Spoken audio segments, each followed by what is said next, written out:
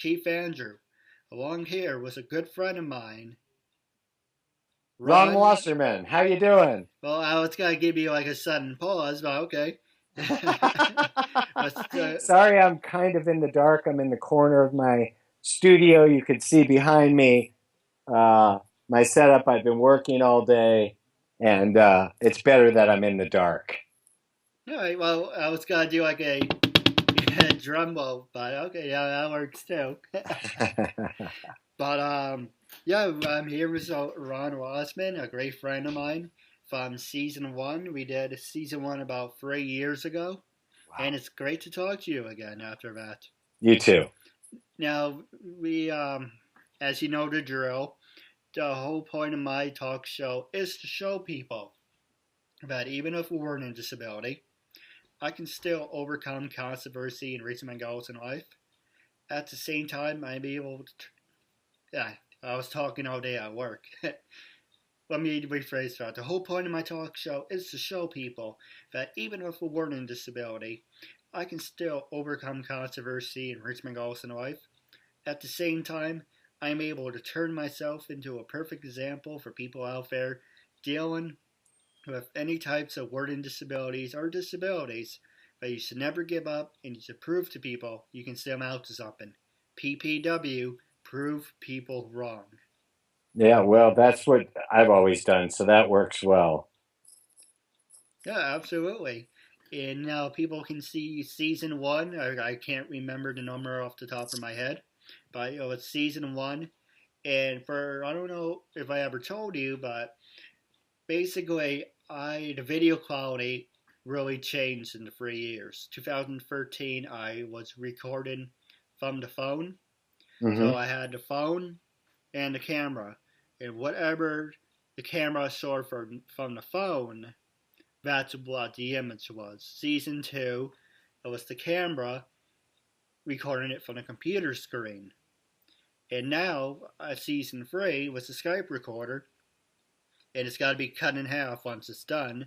It looks like CNN, Fox News. I'm on the right, you're on the left, and it's in HD. So there's a transition. A lot of people say to me, "Why didn't you do this from the beginning?" Well, if I did it from the beginning, I wouldn't have matured. I wouldn't have come up with better questions.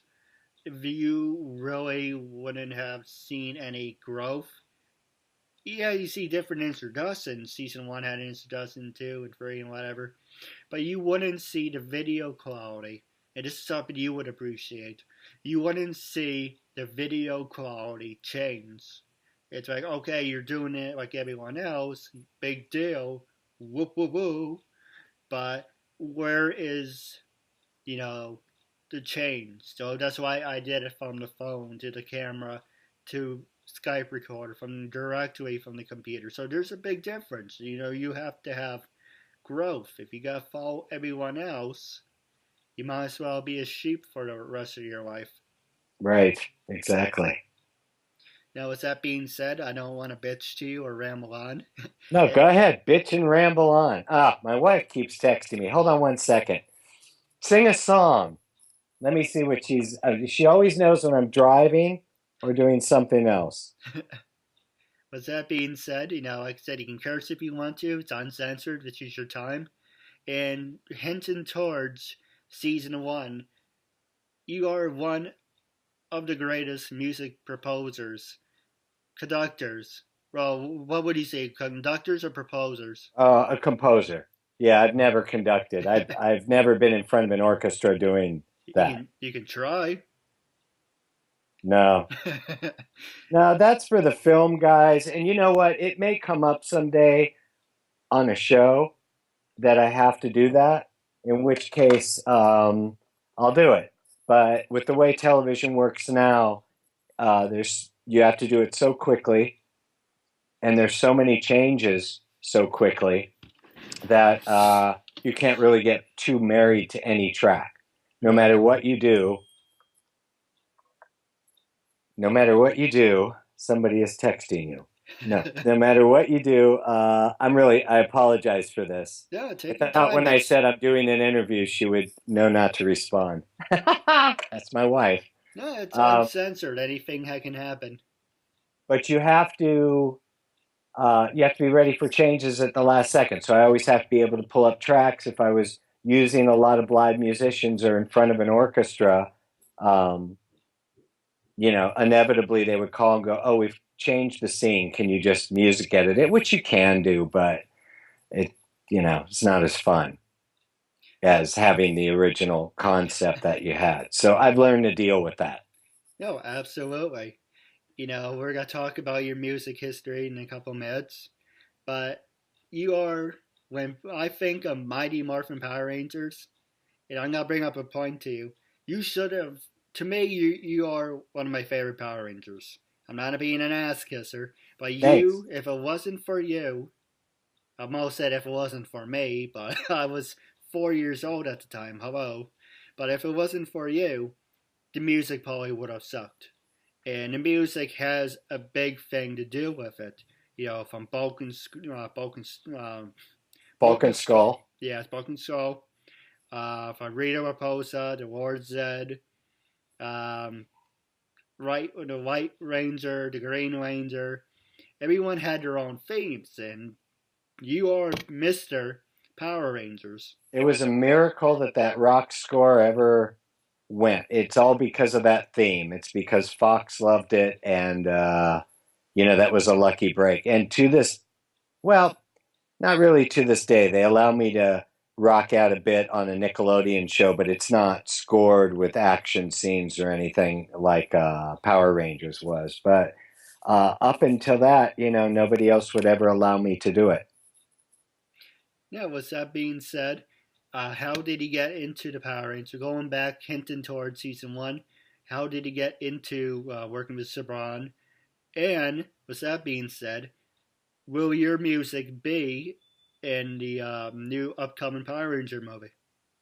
I was in bands with a guy who ended up um, being in the music department at Saban. I was in bands with him in the 80s. And in 89, he had me come in to engineer because I knew how to mix stuff with one of their composers for one day. And I just saw what the guy did. We chatted for 7 hours, and then the guy worked 1 hour. And I went, I've got to learn how to get into this because it paid pretty well. And I was, living on credit cards. So I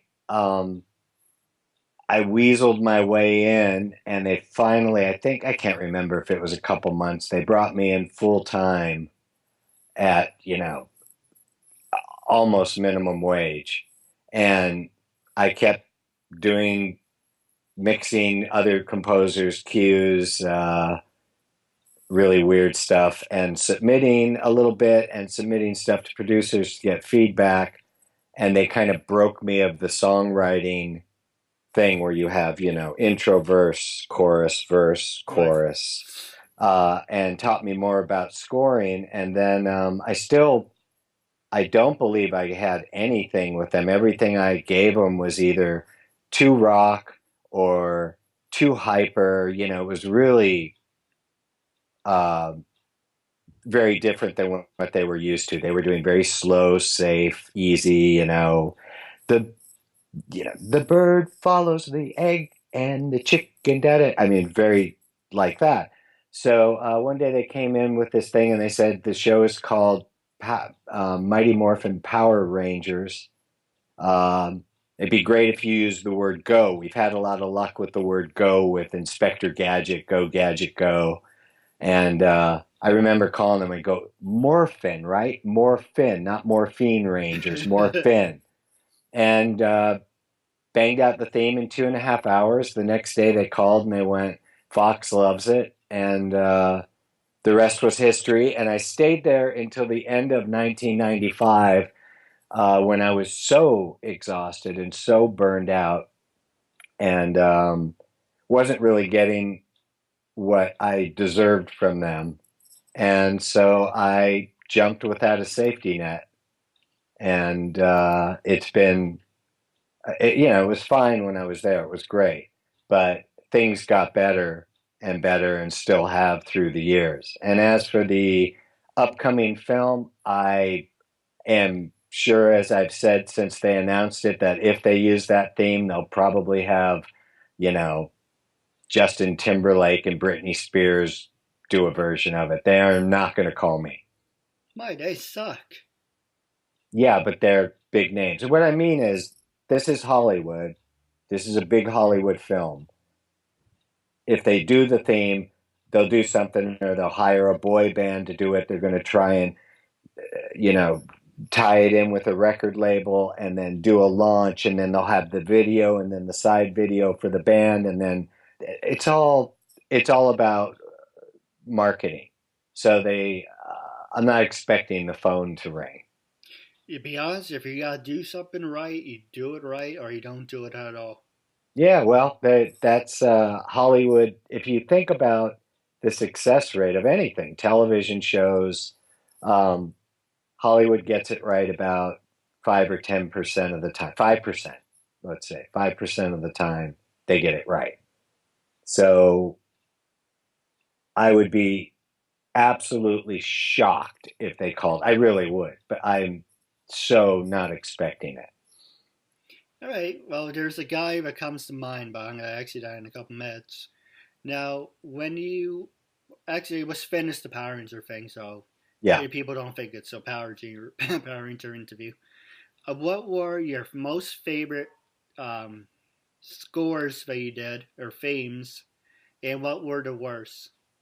And one that I think Lord Zed I was was one of my favorites. I okay. love that theme. Those Tenga, those birds.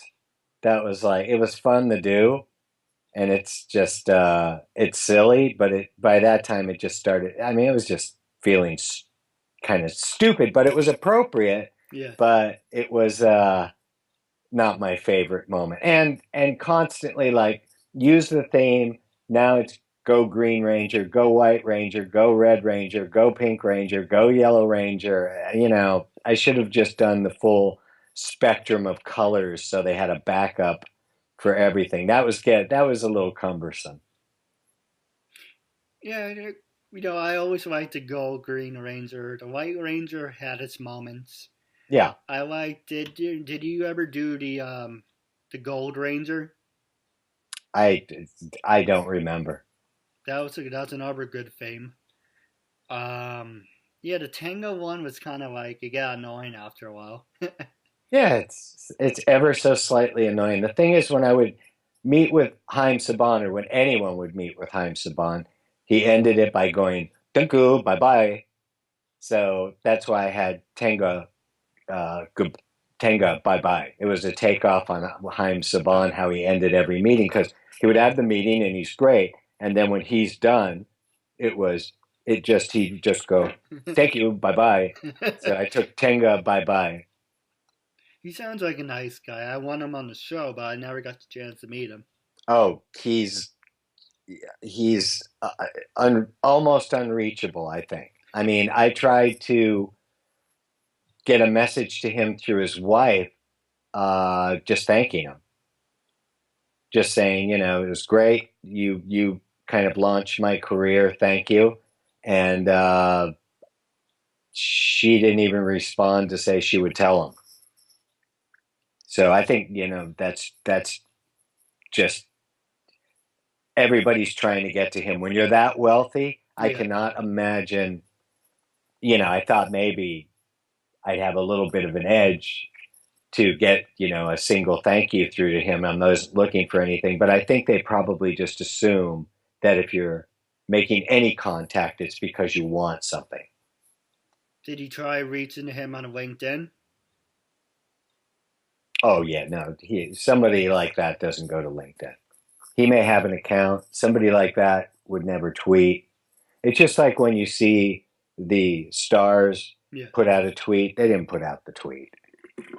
that's true. They don't tweet. They don't go to Facebook. Some might, but most of the time they have people doing it for them. Right. So Haim Saban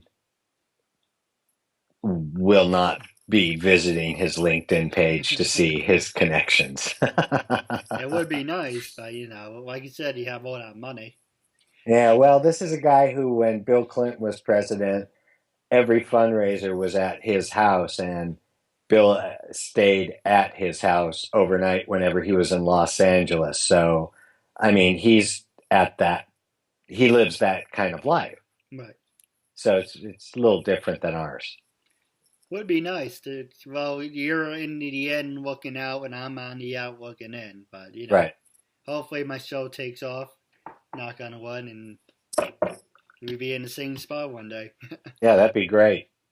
Now, the next thing I'm going to ask you before going to the X-Men is, I made a joke about this in season 1, is how did he get away with Power Rangers STDs?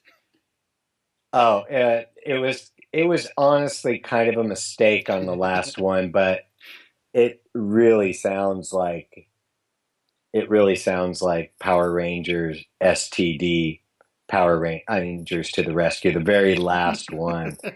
Maybe it was because of the way I stacked the voices, and I could have been getting really tired, and I might have thrown out a real hard, and so yeah, Power Rangers STD. And it's perfect because every time I watch and anyone can go Power Rangers STDs, Power Rangers SPD, at the very end it goes STDs. Yeah, yeah, kind of. It's one of those fluke things, like people used to take records and play shit backwards and hear stuff, or sonic stuff just happened that wasn't really there. So maybe by that time, stacking the vocals, I just did a few without realizing it. But it was after it was delivered and airing, and I went, "Oh, the last one. That does sound like STD." But maybe it's just a trick on the mind. Hey, you gotta have fun with what you do. Yeah, yeah, yeah, yeah. Now, the next thing I know, before I mention the person, because he does movies and does cartoons, so I don't want to ask you if you ever would branch out. But X-Men, how did he come up with the theme? And what Uh, were your the favorite themes? the again, the same guy who got me into Saban, he had a band, and he had this band that he was lead singing in, and he had this kind of bass groove idea from that song, and he thought that that might be a good foundation. So I took that and then did the rest. And I know now at this point, um, I can't remember how long we did it after Power Rangers, or was it prior to, or it was after. But anyways, there was a lot of involvement. Now everybody had to, have their note on it. So I remember the track just grew and grew and grew and got fatter and fatter and fatter and turned into this monster. But it still ended up sounding pretty darn great. Now, did X-Men, the guy we were just talking to, the rich guy, did he have a part in X? I think I saw his name somewhere in the credits. Yeah, Saban had was in charge of all the post production on the show, meaning they sent the picture, we did the music. I don't know if we edited the show, and maybe we did, but we did that, and then all the sound effects. And a friend of mine did the sound effects, which was a lot of work for him on that show. No, absolutely. Now I'm gonna, before I pass this show over to you, this is a guy I was hinting towards, Danny Elfman. Oh yeah, Are you good friends with him? no, never. I've never met him.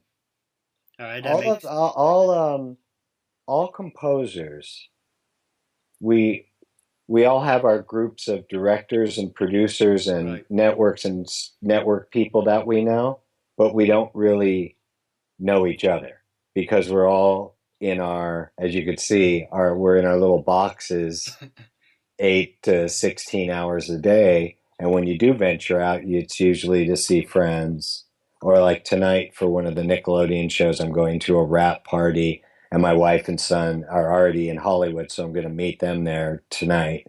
And then, but I'll be chatting with the producers and the show creators and some of the Nickelodeon execs. Because the actors don't want to hang out with me. I'm older than most of their dads. I mean, these guys are, the oldest ones are 18, the youngest is 4. So, and they're not interested in what I do anyways. Well, we should definitely hang out if you come to New York. If I ever go to the West Coast, you should definitely get dinner or something. Oh, absolutely. Yeah, sure. Now, the reason I mentioned Danny Elfman is he did the Batman animation theme song. Yeah. That was great. He also did the Spider-Man, Mm-hmm. and not just the cartoon Spider-Man. He also did the movies. Right. So, with that being said, have you ever thought about venturing out of your box? Uh, Well, you it's a thing where, you know, other than a couple indie films for friends, I've never really been interested in the film side for a couple reasons. First of all, Elfman got in there because he knew who's the guy who he did Batman, he did Edward Scissorhands, he did Tim Burton?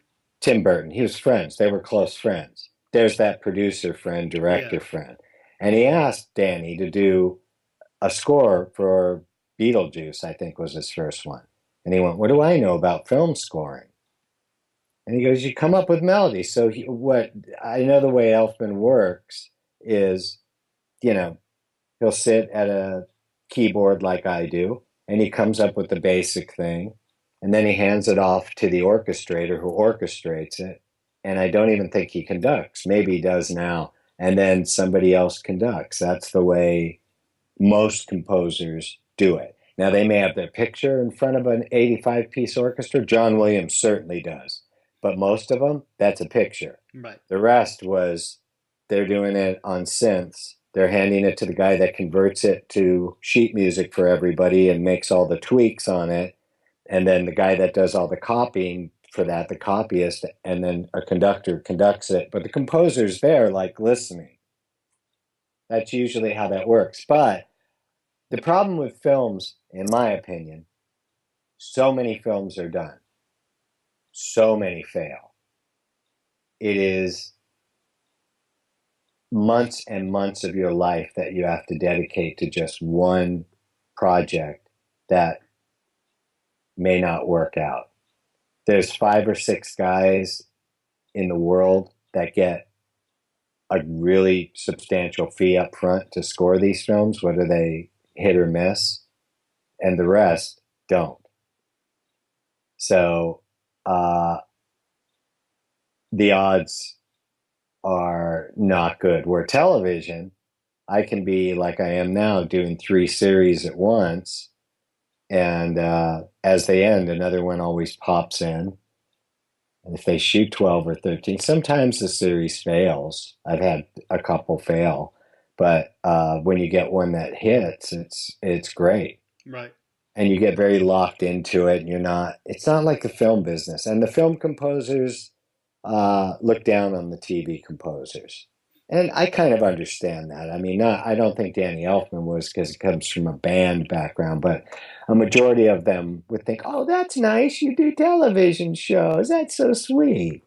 They're, because they're doing big, huge scores. And, I get it. Well, I don't get why anybody has any ego about anything in this business, but, because the world continues without any of them. But that's just my philosophy on the thing. It's just my job. No, I agree with you absolutely. Now I'm gonna mention a couple of scores to you, and then I'm gonna pass the show over to you. Let's see. Okay, Grimm doesn't have a theme song. Actually, there's 2 things, and I promise to pass it to you. First one is Fun and Mason. There's things that are like, like I said, yourself is a great composer, composer, Right. and Danny Elfman and Bruce Falco. his music for Dragon Ball Z, I use it for everything. I do a lot of fan made cartoons for fun. You know, Uh-huh. I put it Dragon Ball Z music to He Man. It fits. I put it towards Batman, Spider Man. Haven't done it recently, but I think it fits. Right. And I do it to movies too, and it fits. There's something about the Dragon Ball Z music, Bruce Falco. I don't know if you ever heard of him or. No. No. No, he's a look him up. He's can be a composer. But the point is, there's certain music that fits everything. And if it fits cartoons, if it fits real music, Right. but that was one. Now I was gonna ask you if it fits cartoons, why can't it fit everything else? If it does, that's my first question. And a couple of scores you're talking about, like our theme songs. You have Blue Bloods. You have Hawaii Five O. You have War and Order. You have X Files. You have The Simpsons, Power Rangers. There's like certain TV shows where I have that amazing theme. Right. Does that really? Do you think it would say, okay, you did it great for Blue Bloods? How could you get that same theme to the movies? Do you think how does it carry over? Well, I guess it depends on the subject matter of the film. If it happens to fit that scene, I mean, it certainly would work. But obviously, The Simpsons isn't going to work in Star Wars Yeah, or anything else. It's very specific. But you could certainly take the theme for King of the Hill, and you could fly that into some sort of film, action, car, retro racing happening, and that theme would fit for that. So it certainly does cross over. I didn't know Grimm doesn't have a theme. My friend does it. I should have watched the show. I haven't watched one. well, it does have a theme, but it's kind of dun dun dun dun dun dun dun dun do do do. Yeah, it's nothing like Hawaii Five O or Blue Bloods. Yeah, well, Hawaii Five O, the original theme done back in the whatever it was, the 70s, was really the best. And and I like the Blue Bloods theme. But I like Mark Snow. I like his work a lot. I'm a fan of the Blue Bloods show, which I get a lot of shit for from producers, but It's a good uh, show, I like the show. but there are some episodes that I met in a verdict cop out where they did like was the Muslims and they put them in the spotlight and think, oh, how far do you gotta go? And then they give you some pussy ending. It's like, what the hell? It's like what's that movie? Trying just the pill. Well, Mhm. thing is Limitless, and we're in a name all the big drug companies. So Right. this Oh is, yeah, yeah, yeah, yeah, and yeah. then at the I haven't seen it, but I know what you mean. and then at the end they turn it into a horror thing. It's like, well, if you gotta do it right, or it's all. Yeah, I remember a couple of the Blue Bloods episodes. I burned out in the middle of season three, I think, but yeah, I know exactly what you're talking about. It got softened, but that doesn't mean the original script was that way. It could be the network said, chill out, give it a nicer ending, or we're not airing it. You got to listen to the network. Right. And the network is primarily concerned about, the advertisers staying. But don't you want to get numbers? Don't you want people to say this is the best episode I ever seen? And you want people to talk about it? No, you want Procter and Gamble to say we'll buy 3 spots to advertise Clorox bleach. I don't get. That's where all the money comes from. It Oh, comes right. from the advertising. That's what they care about. Something that they feel, of course, the numbers have to be there. And they strive to have that was the greatest episode ever. But, you know, they don't want to go anywhere. If it gets too controversial ethnically, not just talking about blue bloods, you have to be careful. Maybe you're one of your advertising companies, maybe somebody on the board of directors is a Muslim or a Hasidic Jew or a devout Catholic, whatever the case may be. Yeah. And if they get upset by an episode, they'll go, "Well, I don't want to advertise on the show. They've just pissed me off. So let's pull the budget for advertising," which leaves a gaping hole that they have to sell to somebody else. So it's very politically motivated. And to be honest, it's people are very sensitive, and it's like you look at your generation. It was Oh fine. yeah, Look at we were. my generation; it was fine. This new, I hate this new generation because you have to walk on eggshells. You have to be poetically correct. Yeah, You have to pussyfoot around. It's like I don't do that, yeah. and I try keeping my show is basically when I say uncensored. Oh yeah, you gotta show boobies. So you gotta do this other uncensored thing and use the F word. Occasionally, if it comes up, terrific. But basically, I'm not gonna ask girls to show her boobs. Number one, I'm not gonna do that. If she wants to, that's her business. But I wouldn't. It would never come out of my mouth. Number one. Right. Reason I picked uncensored is it's freedom of speech, freedom of self-expression, and you're expressing yourself. It's you live only we live only once, as far as we know of, unless you believe in reincarnation and come back in a bird's nest or come back as a bird. Well, I wouldn't mind coming back as a tortoise, or maybe one of those things that lives down at the very bottom of the ocean where the hot stuff is shooting out. The thing where they found life. Right. I could be a microbe down there. I wouldn't mind being a microbe. Nobody would bug me. It'd be good. Be easy. You get free food. You don't have to work. That's true. But Sleep when you want if they sleep. but the point is, you have to be. You, I don't know. It's just I looked at my early episodes and I was like, do I use the F word sometimes? Yes, if it get me fired up. But if it's am I like f that f? No, I'm not like that. Yeah, But if it comes up, it's okay because we're only human. And every interview is different. I talk different to how I talk to you, to other people. I'm always changing it up. And I do cater to 21 and up. If you really want to go to 16 and up, I do PG-13. right. But if you keep it PG and you have to dumb it down, it's like I guess I can do that, but if I can't express myself, it's kind of hard to enjoy what you do.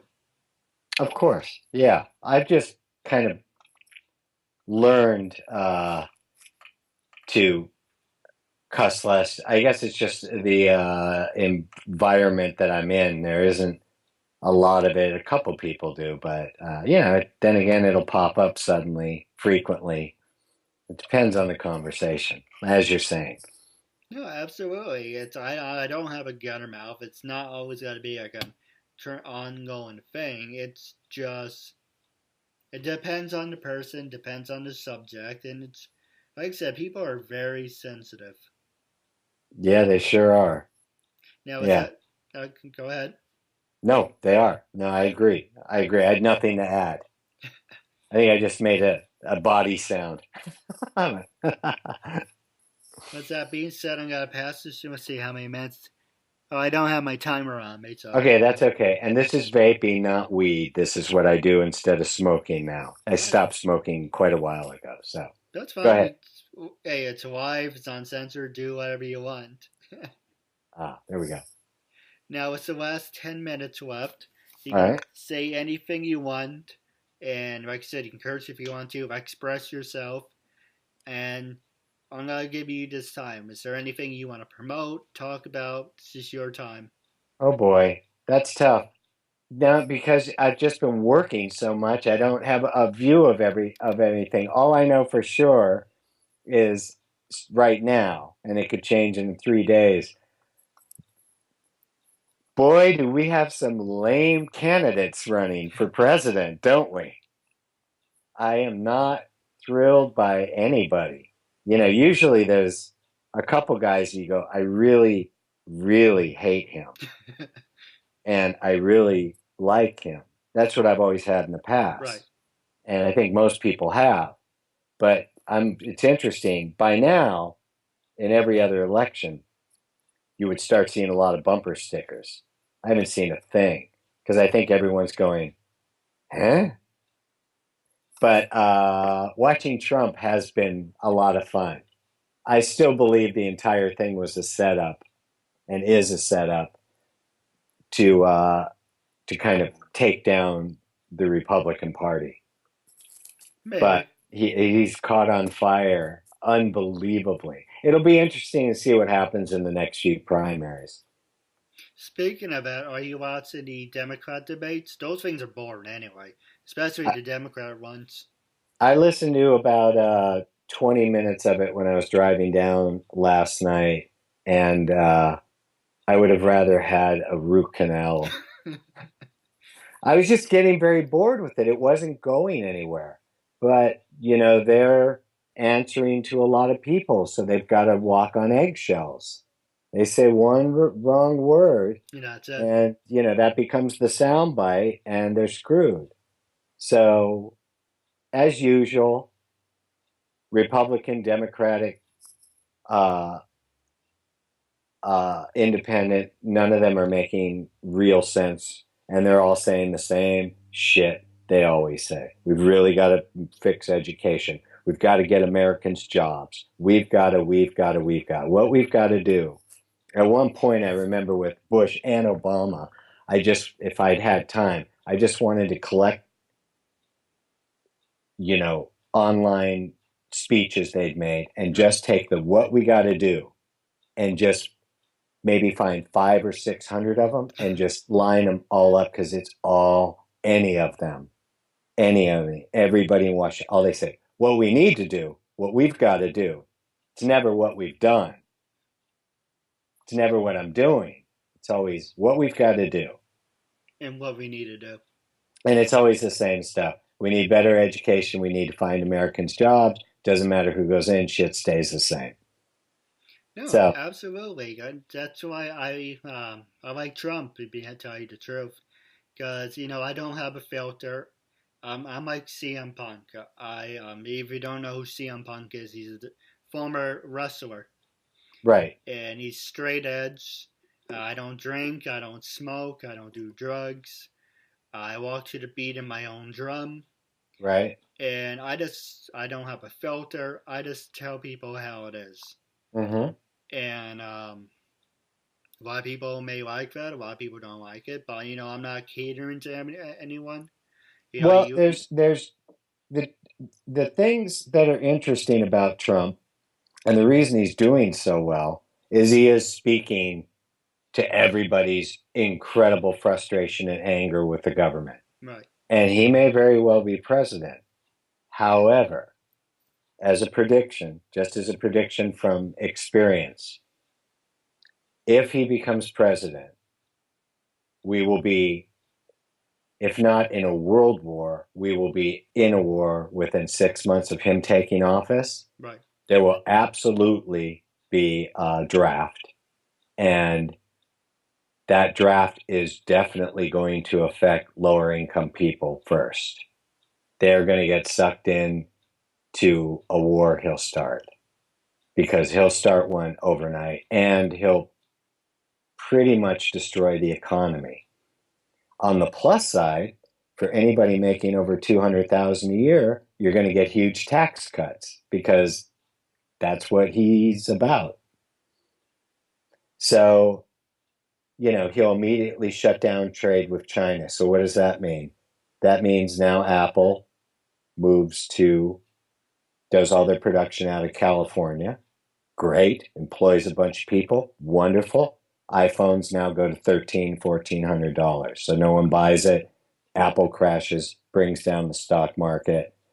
Everything will just start to collapse as he destroys the relationships with foreign leaders. So that's the scary part. But And thinking that he's actually going to evict anybody out of this country is absurd. So I expect that if he gets more powerful and gets more delegates, either something's going to come out about him that's going to destroy him, or uh, something's going to happen to him. Because I don't think corporate America is going to allow this guy in office. What are other alternatives? If you don't want Trump, there's I think Rubio is pretty good. Yeah, And yeah, but nothing, he's not. I don't think the Republicans have anybody else, what about which is Chris also why Christie? I thought this was a setup Right. early on with Trump. No, you're right. Everyone always. You're right. You're one of those people who said it was probably a setup. But what about Chris Christie? Like him, but kind of a loose cannon, no real plans. But still more plans than Trump. Trump is just what we're going to do is, how are you going to do it? Well, we're going to do it. Because Yeah, he doesn't say. there's no plan. There's No, no plan. absolutely. I didn't mean to interrupt. I apologize. No, you didn't. But like it was Obama. Obama says we're gonna change, and you know what? He did change, and he turned his country into shit. So you're talking about change, change, change. Now, So I he, don't support, I'm not a big fan of Obama, but I don't wish he would drop dead of natural causes like I did with George W. But you got to remember, things at least stabilized under him. Although this healthcare thing is a disaster, which was originated with Hillary, which is why I'm anti-Hillary, yeah, me and too. most people I know are. And Sanders had a great opportunity to trash her on that, and he didn't. And I think it's because they know one of them's going to be president, and they're catering a little bit to each other because they want to be the VP. So if he wins, she'll be VP, and vice versa. Um, but yeah, they weren't really laying out any plans other than the normal. We've got to fix education. She was catering to blacks by saying, and these shootings something needs to be done. So the president of the United States is now going to start what? Investigating every police department? What's going on here? So Trump's playing the other sides. He's getting, not that you are, but he's catering mainly to racists. Yeah. He's playing the race card very, very well in a very smooth way. And it's really interesting to watch people, because people have always done this. It worked in Germany, it's worked in other countries. You have the scapegoat. And with Trump, it's those damn Muslims that are ruining our country, and it's the blacks that are causing all the crimes, and it's China, who we have a free trade agreement, so we don't have a war with 2.5 billion Chinese males. Um, they're the problem that's, they're taking all of our money. And actually, they're loaning us money, not taking it. So he's wrong about that. It's interesting. Not that I agree it, but because of our debt, we're borrow money from them. That's not somebody taking your money. No, I That's like agree. blaming your credit card company, calling them evil for loaning you money. No, you're right. And Trump doesn't say what he wants to do. You know, He doesn't know. and He that's just says it. yeah. So that kind of person, I don't think they're going to allow in office. Who's ever really behind, whoever really pulls the strings. I hear So you. I'm unhappy with the political thing. I don't know what to think. All right. Well, wrapping up, how can our fans, your fans, and my fans follow? How can the people of the universe, if you want to call it like that, come up with something. Follow you on social media? Are you on stage 32? LinkedIn? I was on stage 32 and I started getting bombarded with re, like messages from people uh, looking for me to help them in fields I'm not even involved with. Like, I've got this great script. I'm a composer. um, but Facebook is always best. And it's easy to find me. And I'm verified. I have the blue check, so you'll know it's me. So you could just search Ron Wasserman. How do you even get? I want one of those. How do you even They get one? they they gave it to me about 4 or 5 months ago. It just was there. I was verified. I'm assuming it's because somebody at Facebook came across my page who works at Facebook and went, Right. "Oh, that's the guy. I listened to him growing up. I'm going to give him the check." That's all I can think. I I hear can't you. think of any other reason why. It's all about who you know. Yeah, well, or who knows me that I don't know. Well, wrapping up the interview segment, I just want to say it's a great interview with you. Thanks. Different With you fun. too. Thank you for different from the first, and I just want to say thank you for being guest on my talk show. No, no problem. My pleasure. And hello, everybody out there in split Skype land. See ya. You are now watching the Keith Andrew Network.